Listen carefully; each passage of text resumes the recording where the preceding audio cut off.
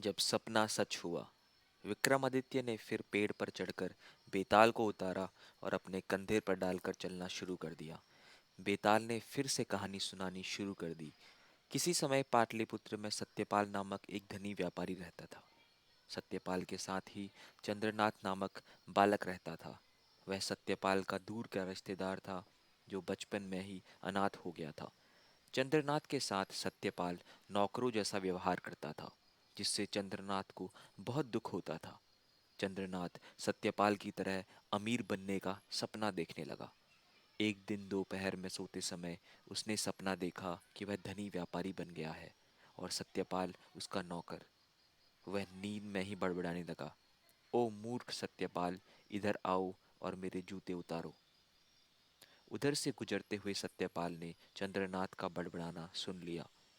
क्रोधित होकर उसने चंद्रनाथ को जूता फेंक कर मारा और अपने घर से निकाल दिया। चंद्रनाथ के पास अब रहने का ठिकाना नहीं था। वह दिन भर सड़कों पर घूमता रहा। अपनी बेइज्जती वह बर्दाश्त नहीं कर पा रहा था। मन ही मन उसने बदला लेने का सोचा।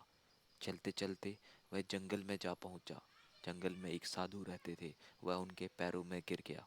साधु ने कहा, पुत्र, तुम इतने दुखी क्यों हो? चंद्रनाथ ने उन्हें अपनी आप बीती सुना दी। साधु ने कहानी सुनकर दया भाव से कहा, मैं तुम्हें एक मंत्र दूंगा। सपना देखने के बाद यदि तुम उस मंत्र को पढ़ोगे तो तुम्हारा सपना पूरा हो जाएगा, पर तुम इस मंत्र को बस 3 बार ही प्रयोग कर पाओगे। ऐसा कहकर साधु ने उसे मंत्र सिखा दिया।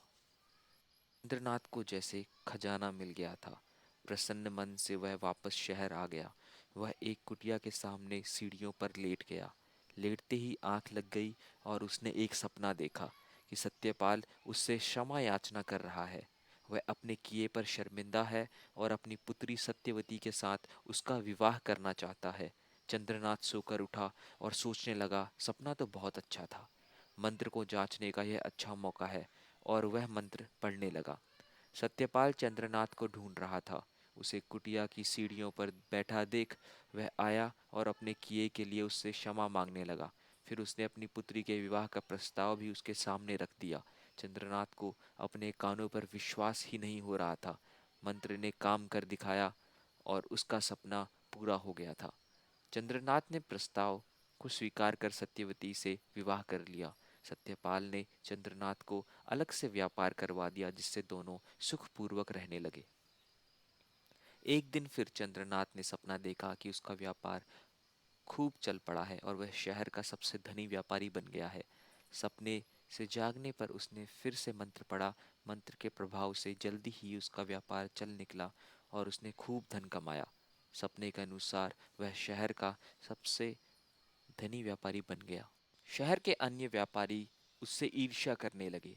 चारों ओर चंद्रनाथ के व्यापार की बातें होने लगी कि कैसे धनी बनने के लिए उसने कर की अवहेलना की है। ये सारी अफवाहें धीरे धीरे राजा के कानों में भी पहुंची। राजा ने अपने सिपाहियों से इन अफवाहों की जांच करवाई तो उन्हें सच पता लगा।